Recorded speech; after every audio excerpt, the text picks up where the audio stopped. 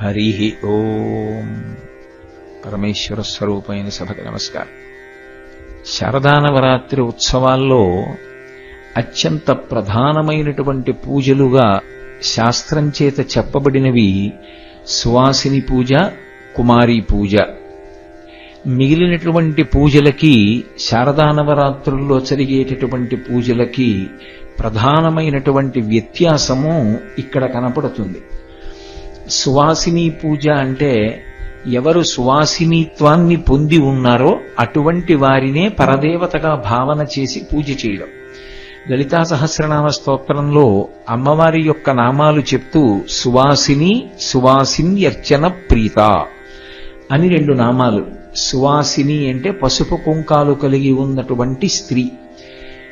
బాగా అర్థమవ్వాలి అంటే సభర్తృక, జీవించి ఉన్నటువంటి భర్త కలిగి ఉన్నది. అలా మెడలో మంగళసూత్రాన్ని పొంది ఉండడానికి ప్రధానమైనటువంటి అనుగ్రహము అమ్మవారిదే. సర్వమంగళాస్వరూపిణి అయినటువంటి అమ్మవారి అనుగ్రహం ఎవరి యందు ప్రసరిస్తుందో వారు సువాసినిత్వాన్ని పొంది ఉంటారు అని. సువాసిని పరమ మంగళప్రదమైనటువంటి రూపం. ఆమె సాక్షాత్తు లక్ష్మి. అందుచేతనే సువాసిని యొక్క ముఖం చూసిన, సువాసిని ఎదురొచ్చిన, సువాసినికి నమస్కరించిన ఆ నమస్కారం లక్ష్మీదేవికే చెందుతుంది. ఆమెయే ఒకానొకప్పుడు దేవేంద్రుడికి తన యొక్క స్వభావాన్ని, తన యొక్క వైభవాన్ని అర్థమయ్యేటట్టుగా చేసి ఇంద్రుడి చేత కీర్తింపబడింది. ఆ కీర్తింపబడినప్పుడు ఇంద్రుడు లక్ష్మీదేవిని స్తోత్రం చేస్తూ ఒక మాట అంటాడు, క్షమస్వ భగవత్యంబ క్షమాశీలే పరాత్పరే శుద్ధ సుత్వస్వరూపే చకోపాది పరివర్జితే ఉపమే సత్వసాధీనాం అని అమ్మవారు ఎన్ని రూపాలుగా ఎక్కడెక్కడుంటుందో చెప్పుకొస్తాడు. చెప్తూ కైలాసే పార్వతీత్వం చ క్షీరోధే సింధుకన్యక స్వర్గే చ స్వర్గలక్ష్మిస్త్వం మర్త్యలక్ష్మిశ్చ భూతలే వైకుంఠే చ మహాలక్ష్మీర్దేవదేవీ సరస్వతి గంగా చ తులసీత్వం చ సావిత్రీ బ్రహ్మలోకగా కృష్ణ ప్రాణాదిదేవీ త్వం గోలోకే రాధికా స్వయం రాసే రాసేశ్వరీత్వం చ బృందా బృందావనే అంటూ అమ్మా ఉన్న నువ్వే ఎన్ని చోట్ల ఎన్ని రూపాలుగా ప్రకాశిస్తూ ఉంటావు అన్నదాన్ని ఏ లోకాలలో ఏ పేరుతో అమ్మవారు పూజింపబడుతోందో చెప్తూ రాజ్యలక్ష్మి రాజగేహే గృహలక్ష్మి గృహే గృహే అంటాడు. ప్రతి ఇంటిలో ఉన్నటువంటి ఇల్లాలు గృహలక్ష్మీ స్వరూపం, ఆమె లక్ష్మీ స్వరూపం.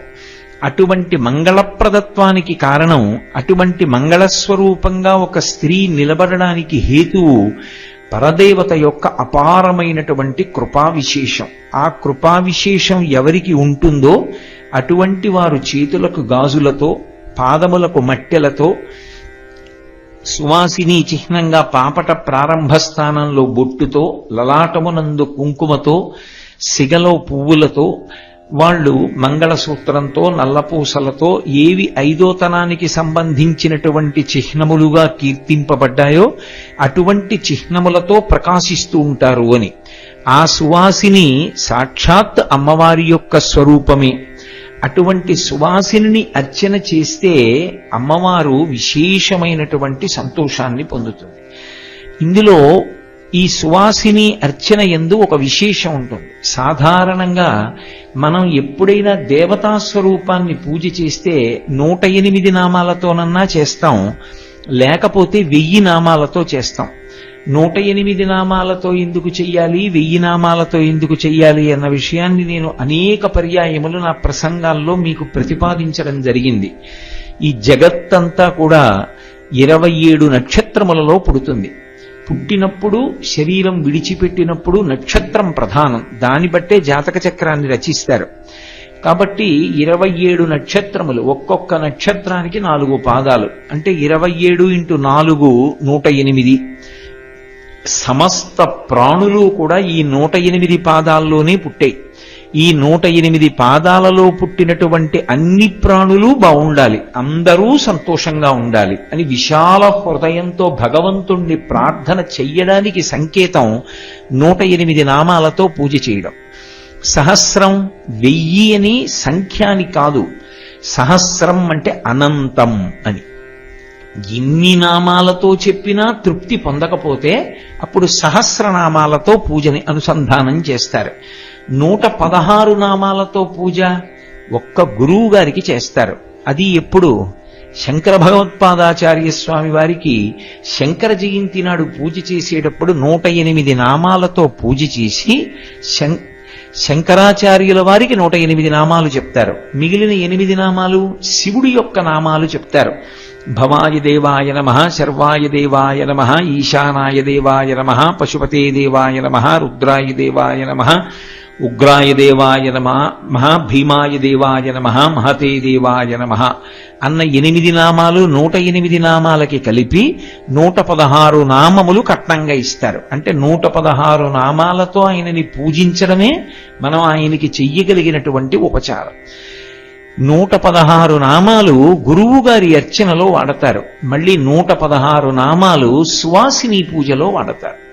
సువాసినికి అర్చన చేసేటప్పుడు 116 నామములు అన్వయమవుతాయి. 116 ఎప్పుడు చెప్పినా అది వెంటనే సద్య ఫలితాన్ని అనుగ్రహించగలిగినటువంటి విశేషం. పరమభక్తితో మన ఎదురుగుండా ఉన్నటువంటి రూపాన్ని పరదేవతా స్వరూపంగా భావన చేసి ఆ 116 నామాలు చెప్తారు.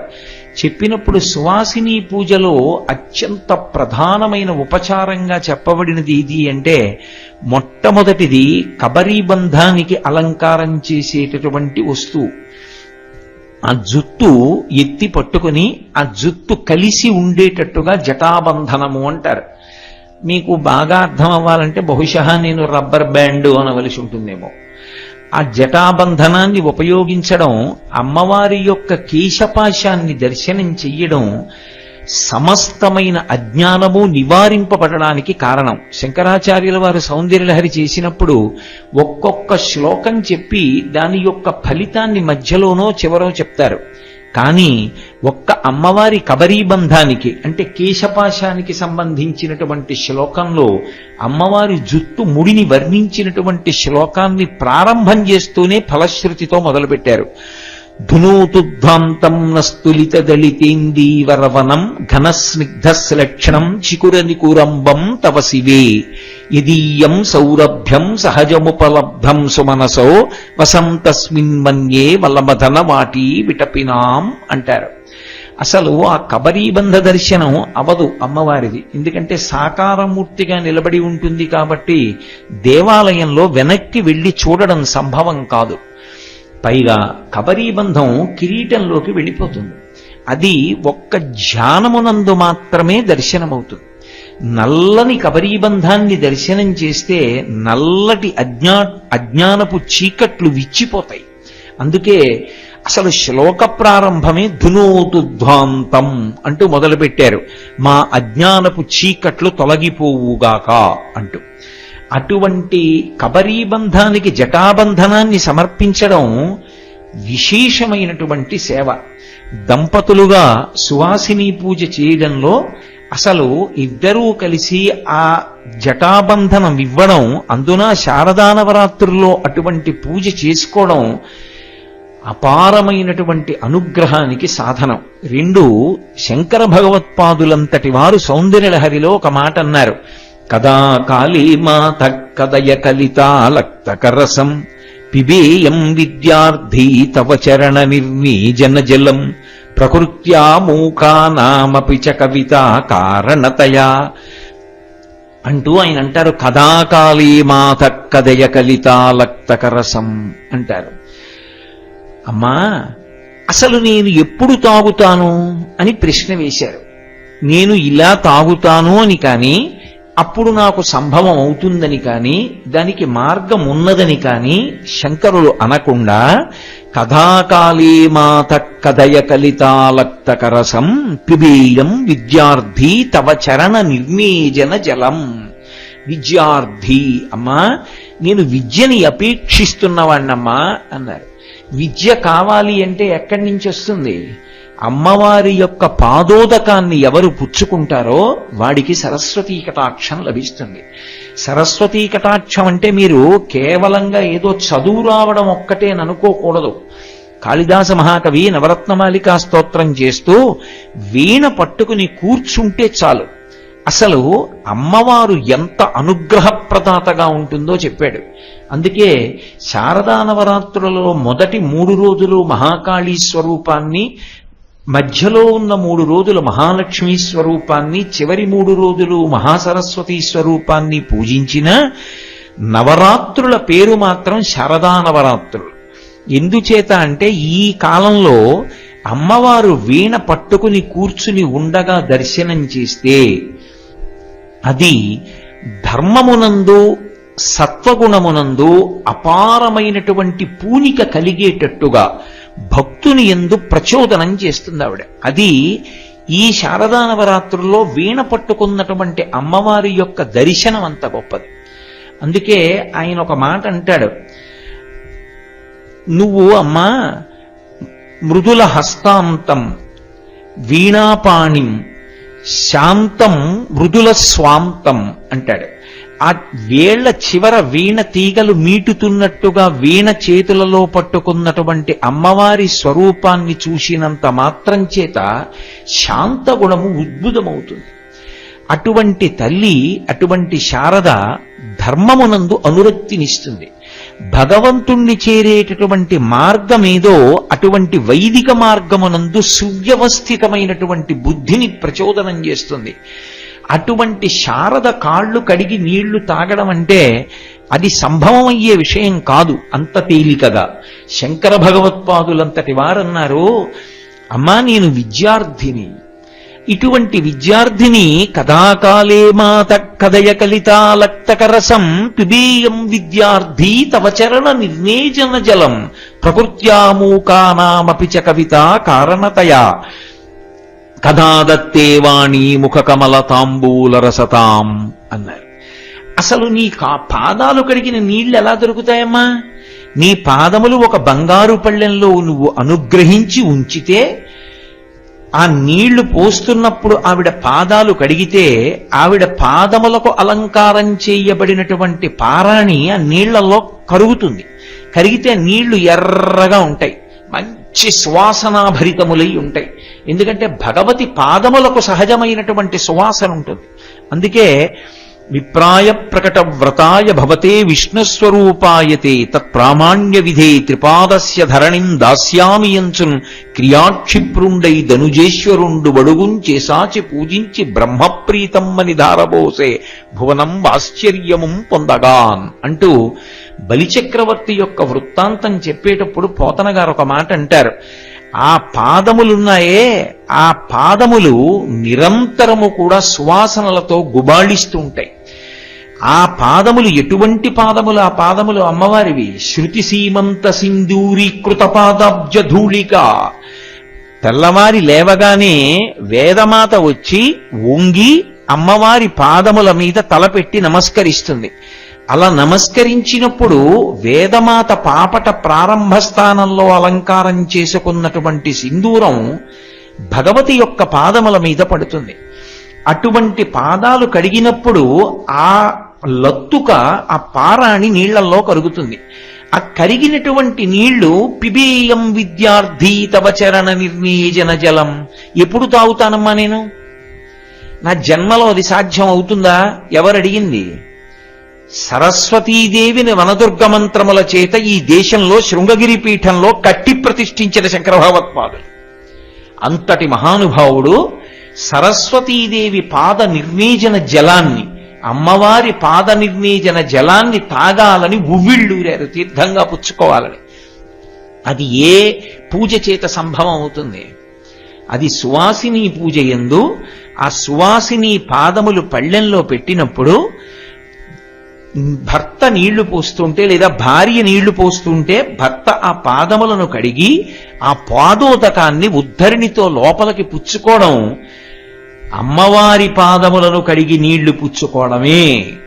అంతటి మహద్భాగ్యం శారదా నవరాత్రుల్లో చేసేటటువంటి సువాసిని పూజ మరింత విశేషమైనటువంటి ఫలదాయకమవుతుంది.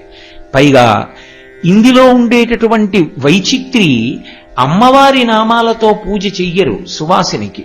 సువాసినికి పూజ చేసేటప్పుడు అసలు ఆ సువాసిని గొప్పతనాన్ని, ఆమె గుణములను ఆవిష్కరించేటటువంటి నామాలు 116. ఆ నామాలు రేపటి నుంచి 10 రోజుల పూజల్లో 5 రోజులు సువాసిని పూజ ఉంటుంది.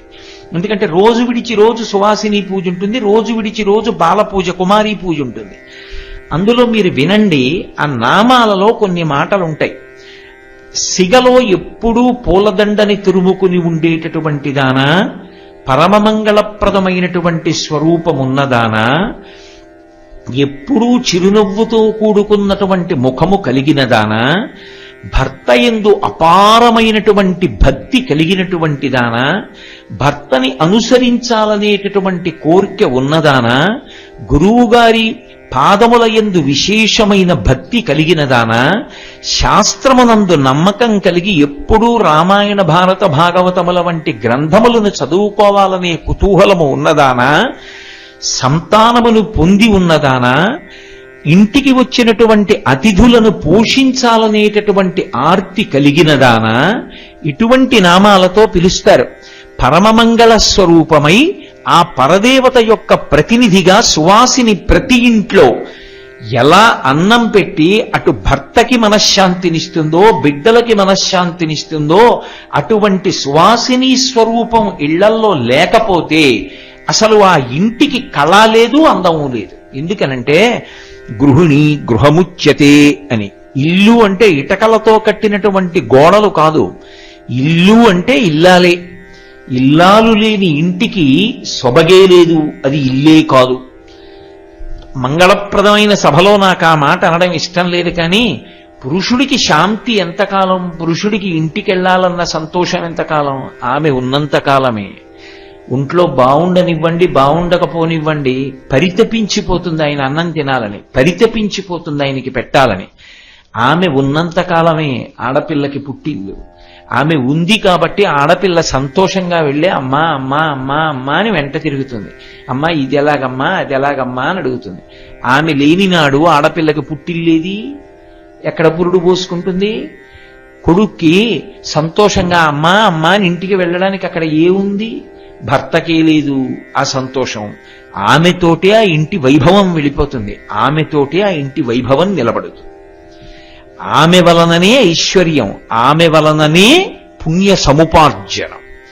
ఆమె ఉన్నది కాబట్టి ఉత్తరీయం ఎడంభుజం నుంచి కిందకొచ్చింది. ఆమె ఉన్నది కాబట్టి హోమ ప్రక్రియలో కూర్చోవచ్చు. ఆమె ఉన్నది, యజ్ఞాధికారం ఉన్నది. ఆమె లేదు, ఇవేమీ లేవు. ఆమెయే పురుషుడి ఉన్నతికి కారణము. అందుకే స్త్రీకి సంధ్యావందనం చెయ్యి అని చెప్పకపోవడానికి కారణం అదే.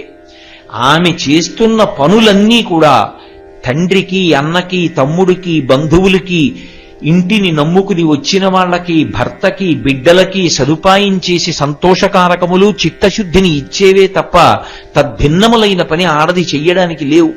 అందుకే ఆమెకి సంధ్యావందనం, గాయత్రీ మంత్రం అక్కర్లేదన్నారు.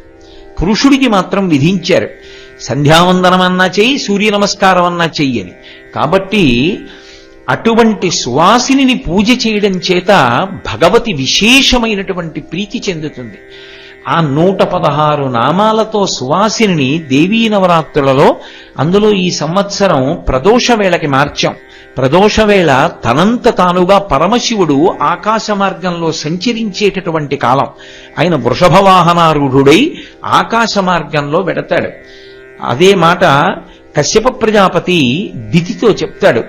ఇది పరమశివుడు నందివాహనారూఢుడై తిరిగేటటువంటి కాలం. ఈ కాలమునందు చెయ్యకూడని పని చెయ్యకూడదు. భగవదారాధన చేసినా, భగవన్నామం చెప్పినా విశేష ఫలితం. తద్భిన్నమైనటువంటి భోగ సంబంధమైన పనులు చేస్తే పాపకారకం. కాబట్టి ఎలా ధర్మమున్ వీడగా ఇప్పుడెందుకమ్మా భార్యాభర్తల సమాగమం, వద్దు నా మాట వినంటాడు. సరే, ఆ భాగవతంలో కథ వేరనుకోండి. కాబట్టి ఆ పార్వతీ పరమేశ్వరులిద్దరూ నందివాహనారూఢులై తిరుగుతున్నటువంటి ప్రదోష వేళలో సువాసిని పూజ చేయడం మరింత శ్రేయోదాయకం. భగవతికి పునఃపూజ జరుగుతుంది సాయంకాలం. ఆ సమయంలో ఆవిడ దర్బార్ తీరుస్తుంది. ఆవిడ దర్బార్ అంటే అందులో కూర్చోవడమే జీవితంలో అర్హత. అంతకన్నా గొప్పతనం ఏముంటుంది? ఆవిడ దగ్గర రాజోపచారాలు జరుగుతాయి, సంగీతం పాడతారు, వీణ వాయిస్తారు, వేణువు వాయిస్తారు, వాద్యం జరుగుతూ ఉంటుంది. అవి జరుగుతున్నప్పుడు మనం కూడా సభలో కూర్చోవడం అంటే అంతకన్నా భాగ్య విశేషమే ఉంటుంది ఇంకా జీవితంలో. కాబట్టి సువాసిని పూజ అనేటటువంటిది శారదా నవరాత్రుల్లో అంత వైభవాన్ని సంతరించుకున్నటువంటి పూజ. ఇటువైపు ఉన్నటువంటి ఆచారం గురించి నేను ఎక్కువ ప్రస్తావన చెయ్యను గాని, మీరు ఇప్పటికీ శారదా నవరాత్రుల్లో తమిళ దేశానికి వెడితే, నేను ఒకప్పుడు శారదా నవరాత్రులు వస్తున్నాయి అంటే పాడ్యమి లగాయితూ విజయదశమి పర్యంతము తమిళ దేశంలోనే ఉండేవాడిని.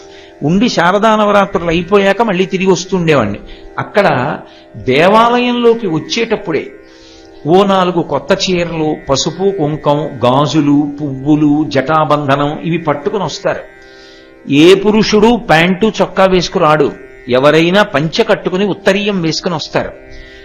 ఎక్కడైనా సువాసిని కనపడగానే గబగబా వెళ్ళి, అమ్మా ఒక్కసారి కూర్చోండి అని కాళ్ళకి పసుపు రాసి, పారాణి పెట్టి, సిగలో పువ్వులు పెట్టి, జటాబంధనం ఇచ్చి, భార్యాభర్తలిద్దరూ కలిసి పసుపు కుంకం, చీర, గాజులు ఇచ్చి నమస్కారం చేస్తారు.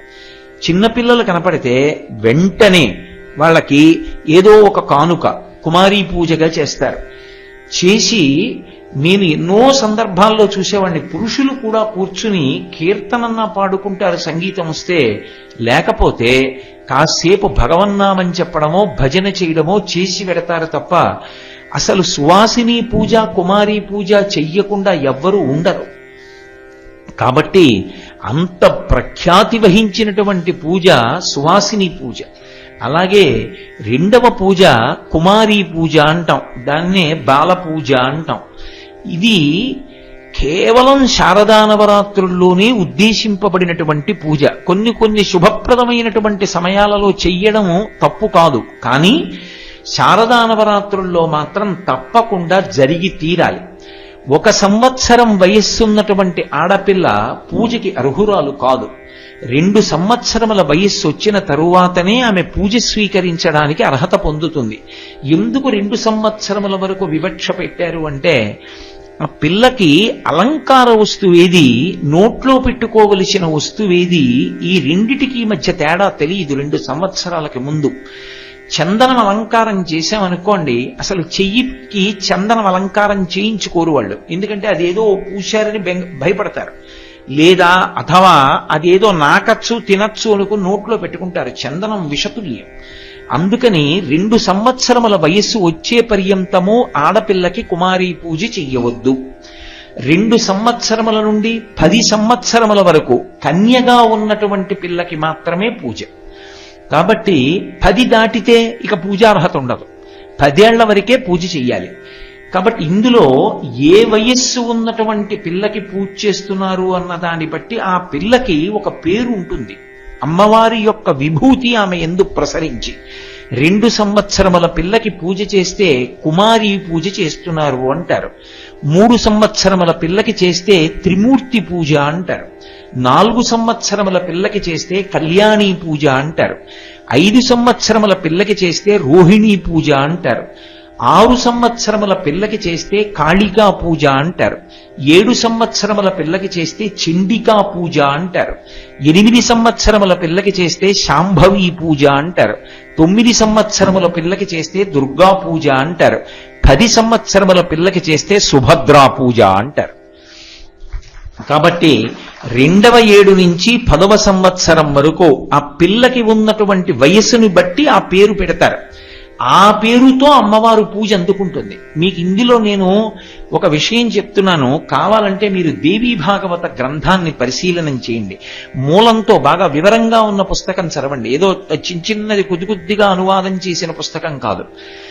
కుమారీ పూజ జరుగుతున్నప్పుడు చూసిన, కుమారీ పూజ చేసిన విశేష ఫలితాలు వస్తాయి. ఎంత ఫలితాలు చెప్పారంటే, పూర్వం శరత్కాలంలో రాజులు యుద్ధాలకు బయలుదేరేవారు.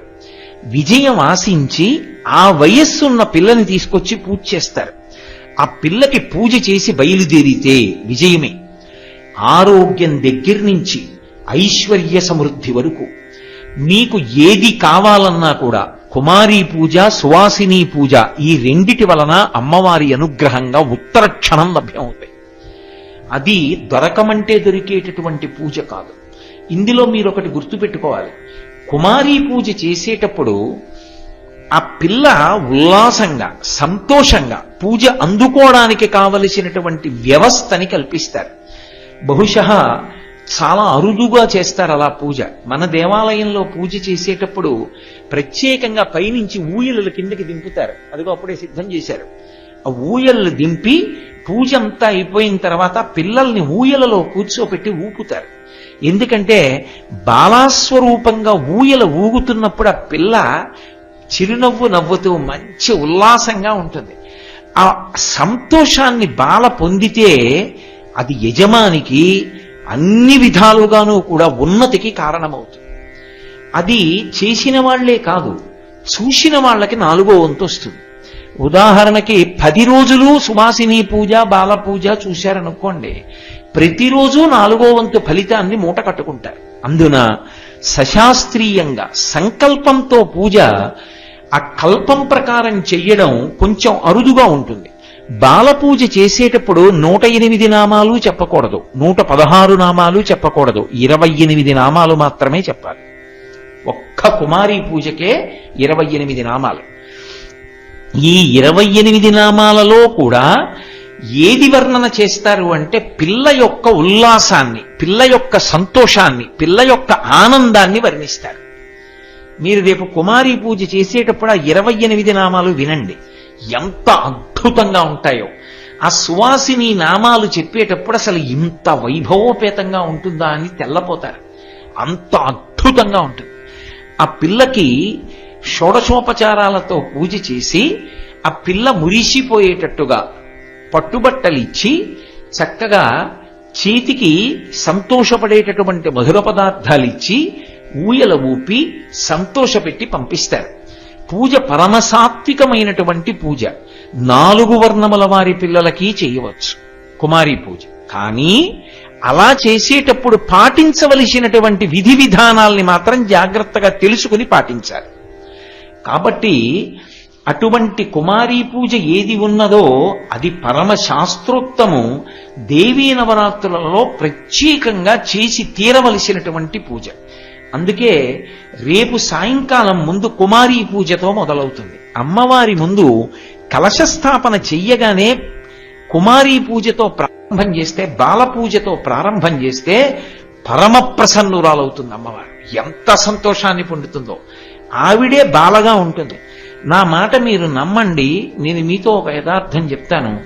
అమ్మవారు పరమ ప్రసన్నురాలైతే బాలా రూపంలోనే వస్తుంది, బాల రూపంలో తిరుగుతుంది. ఇప్పటికీ నేను చెప్పడం కాదు, శంకరాచార్యులు వారు చెప్పారు. భ్రమరాంబ దేవాలయంలో శ్రీశైలంలో బాల రూపంలో తిరుగుతుంది. ఎవరి పట్ల ప్రసన్నురాలైందో ఆయన దేవాలయానికి వెళ్ళినప్పుడు ఎక్కడి నుంచో వస్తుంది బాల రూపంలో. చెయ్యి పట్టుకు లాగి, నాకు ఆ పండు పెట్టవా, నాకు కొద్దిగా పువ్వులు ఇవ్వా, నాకు కొంచెం గాజులు ఇస్తావా అని అడుగుతుంది. బాల రూపంలో భ్రమరాంబ ఎప్పుడూ తిరుగుతూ ఉంటుంది. నేను చెప్పడం కాదు, శ్రీశైల దేవస్థానానికి చాలా కాలం ఆ శ్రీశైల ప్రభా పత్రికకి సంపాదకత్వం వహించారు. మొన్న కూడా నేను శ్రీశైలంలో కళ్యాణానికి వ్యాఖ్యానం చేయడానికి వెడితే వచ్చారు ఆయన, చక్రవర్తి గారని. వారు భ్రమరాంబ దేవాలయ సమీపంలో నివాసం చేస్తుండేవారు ఆ అధికార పదవిలో ఉన్నప్పుడు. రాత్రి బాగా చీకటిగా ఉన్నప్పుడు ఏదో జల్లు పుడుతోంది, బట్టలు తీద్దామని చెప్పి బయటికి వెడితే భ్రమరాంబ దేవాలయం దగ్గర అమ్మవారు తన యొక్క చెలికెత్తెలతో కలిసి నడుస్తున్న గజ్జెల చప్పుళ్ళు ఆయన ఎన్నో మాటలు విన్నారు. ఆయనే ఆ మల్లెల తీర్థం దగ్గర చెట్లు ఎగిరి వెడుతుండగా కూడా చూసింది ఆయనే. ఆయన అదృష్టం. శ్రీశైలంలో అన్ని విచిత్రాలు ఆయన దర్శనం చేయగలిగారు. కాబట్టి భ్రమరాంబ బాలరూపంలో తిరుగుతుంది. అంతవరకు ఎందుకండి, నాకు వేదికల మీద చెప్పడం ఇష్టం ఉండదు కానీ చెప్పేస్తున్నా. మన దగ్గరే ఉత్సవం జరుగుతున్నప్పుడు ఏమైందో తెలుసా? ఒకానొకప్పుడు ఒక పిల్ల ఇంట్లో నిద్ర లేచి నన్ను అయ్యప్ప స్వామి గుడికి తీసుకెళ్లి పూజ చేయిస్తావా చేయించవా అని ఏడుపు మొదలెట్టింది. ఆ తల్లిదండ్రులు తెల్లబోయి, ఎలా అకస్మాత్తుగా పూజ చేయించమంటే దానికి ఓ విధి విధానం ఉంటాయి కదా, ఏదో ఇంతమంది కని కదా పూజ ఉంటుంది, ఎలా చేయిస్తాం అని గోపాలకృష్ణ గారి ఇంటికి తీసుకెళ్లారు. తీసుకెళ్లి ఏమండి పిల్ల బాలపూజ చేయించమని ఏడుస్తోంది పొద్దుటి నుంచి, ఈ బాలపూజ చేయించండి అన్నారు. గోపాలకృష్ణ గారు బహుశా నన్ను అడిగారు. నేనన్నాను, అయ్యా బాలపూజ కోసం పిల్ల ఏడుస్తోంది అంటే అమ్మవారు అడుగుతోంది పూజ స్వీకరిస్తాను వచ్చని, వెంటనే తీసుకురండి అన్నాను. మనం ఏదో 8ో 6 ఇస్తాం దానికి అవకాశం యజమానులకు. ఆ రోజు అంత జాగ్రత్తగా జాబితా తయారవుతుంది యజమానులది. ఎలా జరిగిందో తెలియదు. ఒక యజమానికి ఎక్కువ ఇచ్చారు, బాల తక్కువైంది. వచ్చిన వాళ్ళు 8 ఒక బాల తక్కువ, కానీ 9 ఏర్పాటు చేశారు. 9 యజమానులకి దేవస్థానం మాటిచ్చింది, బాల తక్కువైంది. ఎలా? ఈ పిల్ల వచ్చింది పూజకి, వచ్చి ఈ పిల్ల పూజ స్వీకరించి మురిసిపోయి వెళ్ళిపోయింది. బాలారూపంలో అమ్మవారు తిరుగుతుంది. అటువంటి కుమారి పూజ జరుగుతున్నప్పుడు చూస్తే చాలు ఎంత అదృష్ట విశేషం అది.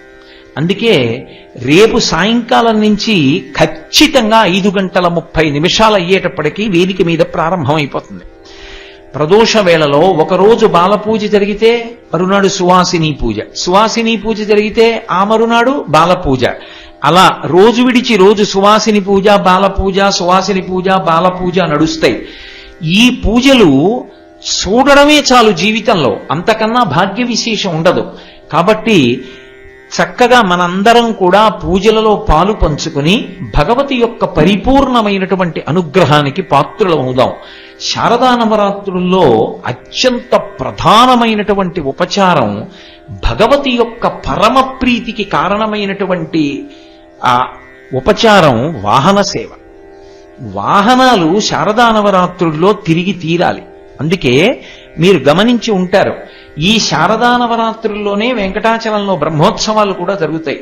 బ్రహ్మోత్సవాల్లో విశేషమైనటువంటి ఆకర్షణ, ప్రధానమైనది, భక్తులందరూ చూడాలని వెళ్ళేది ఏమిటి? వాహన సేవలే.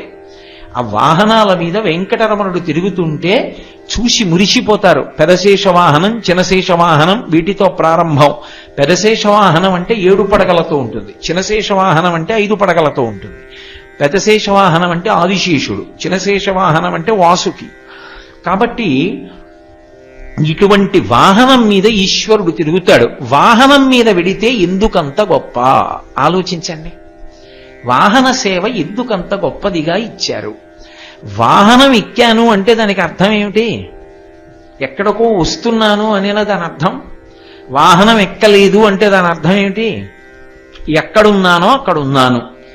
వాహనం ఎక్కాను అంటే ఏదో ఒక చోటికి వెడుతున్నాను అని గుర్తు. అందుకే వాహనారూఢుడైన పరమాత్మకున్న గొప్పతనం ఏమిటంటే ఆయనతో కలిసి ఎవరు తిరుగుతున్నారో వాళ్ళందరి దగ్గరికి ఆయన వస్తున్నాడు అని గుర్తు. అందుకు వాహనం వెడుతుంటే నమస్కారం చేయడం, వాహనం వెడుతుంటే వెనక నడవడం అందుకు చేస్తారు. వాహనం వెడుతున్నప్పుడు ముందు కాని వెనక కాని నడిచారనుకోండి, మీరు పరివారం అయ్యారని గుర్తు. ఆయన వాహనం మీద వెడుతున్నాడు అనుకోండి, అందరూ అనుగమించలేరు. ఆయన వెడుతున్నప్పుడు అనుగమించగలిగినటువంటి వాళ్ళు ఆయన ఆంతరంగిక పరివారం మాత్రమే ఆయనతో రాగలరు. మిగిలిన వాళ్ళు ఎలా వస్తారు? తన వెంటన్ సిరిలచ్చి వెంటనవరోధవ్రాతముం దాని వెనుక పక్షీంద్రుడు ధను కౌమోదికి శంఖచక్ర నికాయంబును ధజనీకాంతుడు నారదుండు తా వచ్చి రొయ్యన వైకుంఠపురంబునన్ కలుగువారాబాల గోపాలమున్నంటారు. మనం వాహనం ఎక్కామనుకోండి, ఆ వాహనమునకు జీవం ఉంటుంది అని చెప్పడం కష్టం అన్ని వేళలా. పూర్వం అంటే గుర్రాల మీద, ఎద్దుబళ్ల మీద వెళ్ళేవారు. ఇప్పుడు మనం వాడుతున్నటువంటి వాహనాలు అటువంటి 4 కాళ్ళు కలిగినటువంటి వాహనాలు మనం వాడటలేదు.